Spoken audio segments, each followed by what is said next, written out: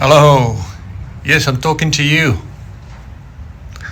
Incompetent enthusiast here, and today we'll be installing some brackets and spotlights on top of the Gladiator, which is filthy dirty here in the desert with all the dust and sand that always flies around.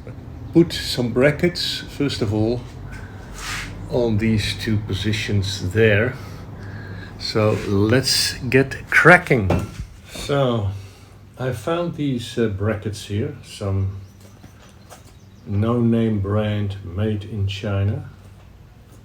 I got them off Amazon, as most of the stuff I get off Amazon, because obviously we don't want to leave the house to do any shopping other than to drive the car into the desert and off-road. This is not a mall shopping trolley. It is an off-road vehicle. So, if we can avoid the shops, we avoid the shops. This is the bracket. Obviously there's two of them, one for each side. And this is the hardware that came with it, some spacers, some bolts and washers. And the reason why I've taken these is that they fit onto these factory bolts here. However, as you can see, it doesn't fit this way. It's supposed to fit this way. Spotlight goes on here, shines out on the side of the car. The reason why I've taken these is that because of this snorkel, I can't use the side pillar here. I can't use this cowl here. So I'm severely limited as to what I can actually use. So I figured, and I haven't tried this yet, we're going to try it now on camera. If I take these brackets and instead of pointing them out, I can point them in. And then, by raising the spotlights, I still have clearance here to shine onto the side of the car. So let's see if I'm right and if that will work. So let's start by using the T40 torque bit that comes with the car to remove these two bolts here. And then we'll have a look as to what this gives us. So here we have the little socket wrench and the bit. Let's remove these bolts here.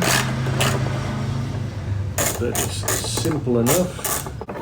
Right, so let's make sure we don't lose anything, and also let's keep things as much as possible off the car because it's filthy. Now, immediately I can see already that the provided hardware is a lot longer because of the spacers than these, although I must admit I actually much prefer the shape of these. Anyway, these spacers go in here, they rattle around a little bit. I just want to get a sense of what it will look like when I've mounted this bracket with the spacer into the factory screw hole there. So it's not raised too much, which already makes me conclude that I will need to mount the spotlights before I mount the bracket, because there's no working space underneath here to bolt these lights on. So let's do that first, then we'll continue with putting the brackets in its place so we can get a full visual of what this will look like. Right, so here we've got some experimentation with the light on top of the bracket. So what I'm doing here is I've just taken, I've got some hardware kicking around. These are 8mm, how long are they? They are 70mm. Yeah, 70mm. So that is almost 3 inches, just shy of 3 inches, 7 centimeters. I've taken that and I've taken 1, 2, 3 nuts. The manufacturer of the light has already been kind enough to provide 2 notches there that holds the head of the bolt in place. Then I use 1 nut to keep the light up at the top of the bolt, and I use 2 more to attach them to the bracket, which gives me a nice spacing effect. Now obviously aesthetically it doesn't look very pleasing, but what I'll do is I'll fill this up just with some black conduit, you know, the type that you use for the piping that you use to run electrical wires. I'm sure I've got some of that kicking around somewhere. So I'll cut off pieces of that PVC pipe, the black conduit, fill this up, and aesthetically it will look a lot more pleasing because it will be black. It'll look like a black spacer. And this will go on top.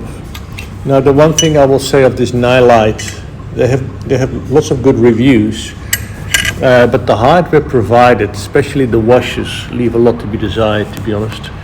You can see that there's a tightening washer there, and then on top of that there is a small straight washer. Now those washers, as you can possibly see here, they're actually too small for the actual guide that they fit into, where you can swivel it. They fall inside of the rail. So again, I've used my own washers here, and I'm going to put some larger ones there so that it sits on top. I mean, the other thing I've already noticed is that while I like these lights, they look very nice, and as I said, they have good reviews.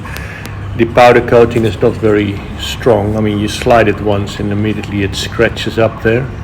That's okay. I mean, it's I'm not going for the beauty contest here. I do want things to look nice, by the way, but a few scratches here and there, it's neither here and there, not for me.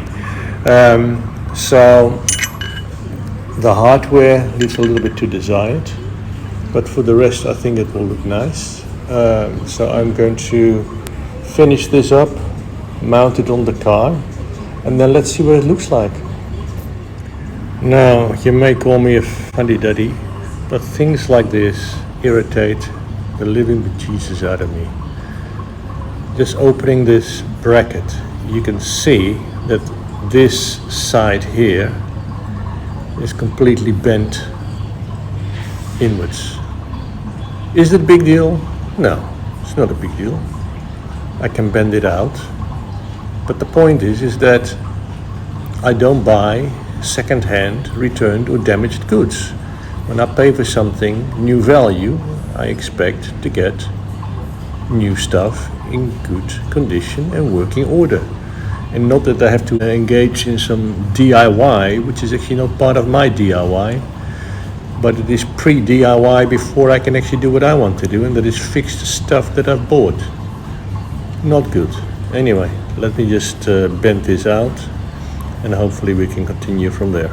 All right, so here we have the lights mounted in the Beta 1 configuration before we go for final release.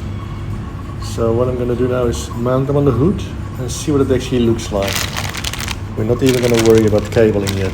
We're just going for fit and finish.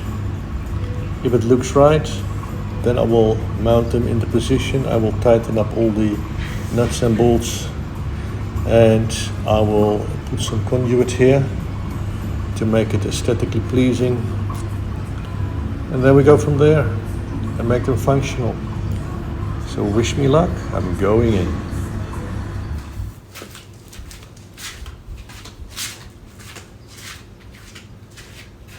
So here we are, back at the truck with the Mark 1 version of my raised spotlights. So let's just get some hardware out. We need 2 spacers. We need 2 bolts, Allen key, and the 2 little washers. Alright, So let's give this a crack, shall we?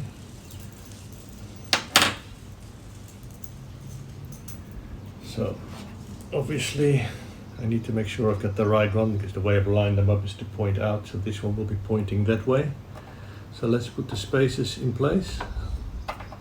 I still don't really like the spaces, but anyway. Let's check. It's resting on the bonnet. I don't like that too much, so I'll have to do something about that. Let's see what we can do about it. Either if I raise it too much, I'm compromising the amount of thread I have underneath. So maybe I just have to give it a rubber foot or something underneath. So, but that actually looks very nice, I must be honest. Except for the fact that I don't like metal resting on my paint.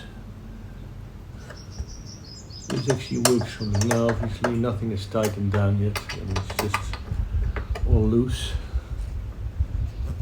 But I like this. I like this a lot. The angle is perfect, the clearance is perfect of the hood straight down. This can work. This can work. Let's have a go at the other one. So again, let's start by removing the factory bolts. Get those out of the way. Right, let's do this. Spaces.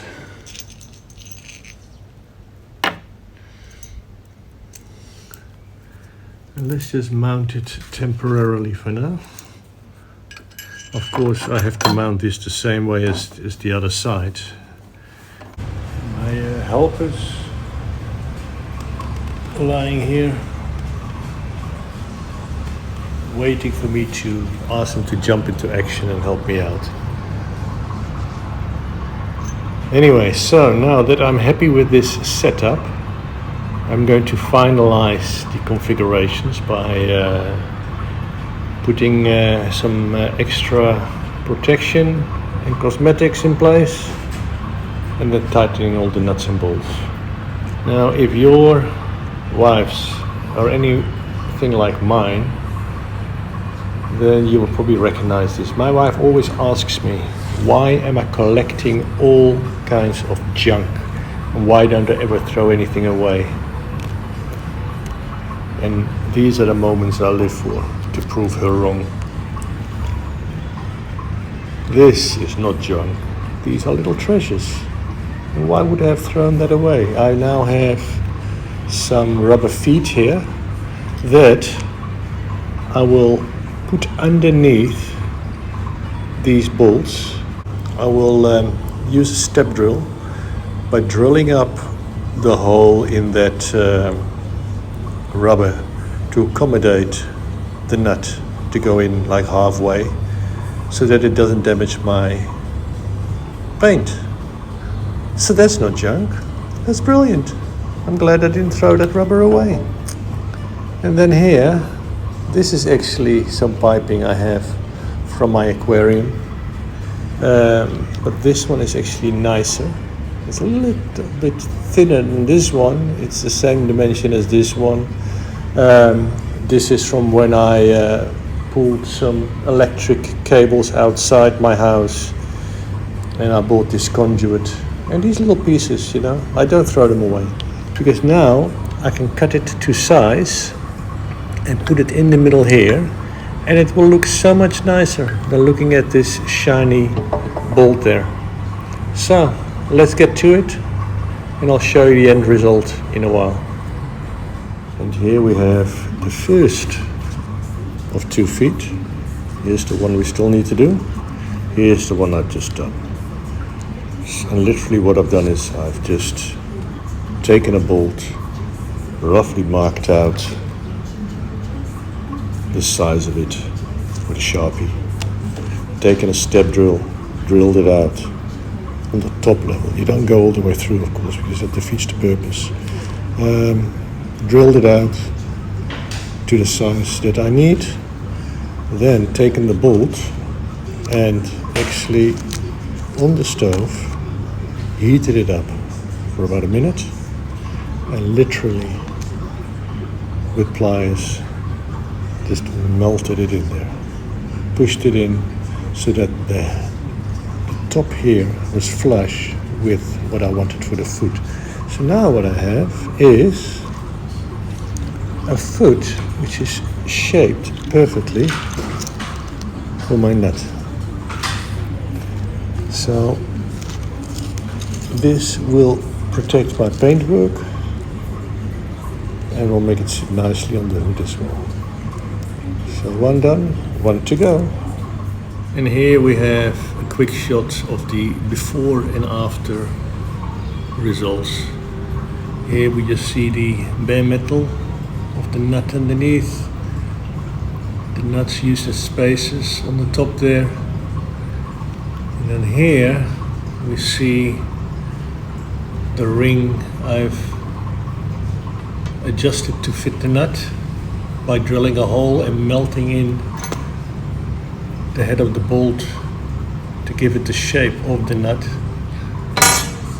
and then using a bit of black conduit to hide the space bolt that I've used there. I know what I prefer, but I'd be keen to hear what you think. I think it looks nice like this. So I'm going to put this conduit on the other side as well. And then we're done. We're going to put it back on the hood and see how it looks. And if I'm happy, I'm going to wire it all up and make sure it even does what it's supposed to do. That is, light my way. And here we have it. I must admit I am not displeased for having improvised it the way I have. So it's still, I mean, these lights are fully adjustable, of course. You can turn them, you can dip them, you can raise them. It's all manual, but that's fine. But they will be quite effective, I think, like this, to light up the side of the car. So this one here, this one here. So now the next point of order is make sure that they actually work. So far, I like what I see with my little invention of the feet, not to scratch the paintwork, the little piece of pipe to make it look smarter, the way I've raised the lights here. It almost looks original. Very nice. And there you have it, ladies and gentlemen. Spotlights wired up. The kit comes with its own cable loom, which has its own interesting challenges as well. It's got a relay of its own on there. Then it's got the cables going to the battery here and here. Then we've got the cables going to the lights there, and then running off back to there. And then we've got a control wire over here, which had its own switch on it. All right, here we go. And obviously this switch controls that relay over there. But when I wire it up into my Voswitch here, it's got its own relays. So now we got double relays, and the Voswitch, when I eliminate this switch here, doesn't know about that relay. So it flicks the relay here, nothing happens. So what I've had to do is take the red live wire and permanently connect it to the live inside the Voswitch. And then the white is now connected to switch 4, and switch 4 then controls this relay. So by wiring it here, that relay is always open now. So I don't have to worry about that. So now when I go into the cab, you will note that right now the switch is on and the lights are on, as you can see in the reflection there. If I switch off switch 4, you see the switch light goes off and the switch is off. Now if I switch 4 on again, the lights come on again and the switch is on again. Perfect. Exactly what I wanted. I will put this down as a win. So now what we need to do is apply a generous amount of cable ties again to tire up this spaghetti junction here. It's starting to get busy under the hood, but let's tidy it up and then we call it a day for today, because again I'm melting here. Who want to lose weight, go and work for 5-6 hours in the full sun, as you can see, no shade, with a temperature in excess of 40 degrees Celsius, which is 110 plus Fahrenheit.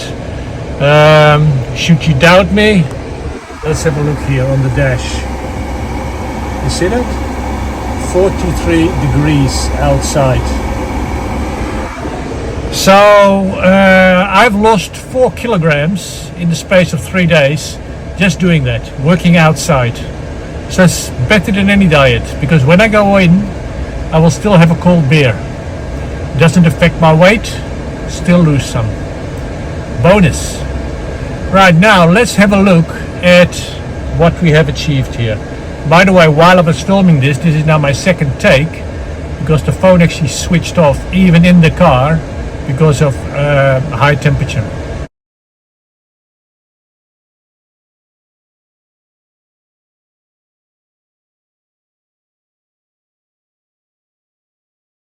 And then it just cuts out, and I have to hold in front of the aircon vent here to make sure it switches on again.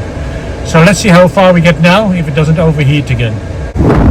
So here we have the panel. Switch it off. Switch it on. White lights means standby. So everything is on standby right now. Nothing has been powered on, nothing has been activated. Right now I only have 2 devices attached as it is anyway. I have the air compressor on the top one, number 1, and then on number 4 I have the spotlights that I've just installed now. So let's have a look now.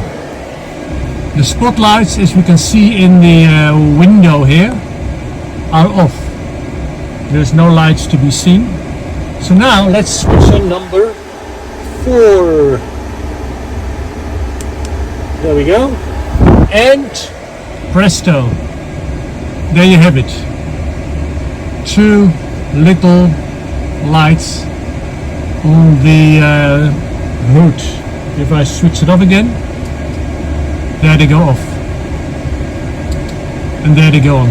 The effect of these lights is largely lost, of course, in the intense glare of the sun. But then again, you're not supposed to run them in high sunlight. So we'll check them out later on when it's night time, or as my grandson calls it, dark time. But I will put this down as a win. I'm very happy with it. Success. So right now it's time to go inside and enjoy a cold beverage. Cheerio.